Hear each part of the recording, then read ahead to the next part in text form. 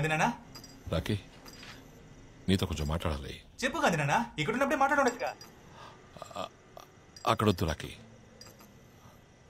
ఒకసారి బయటకు వస్తావా?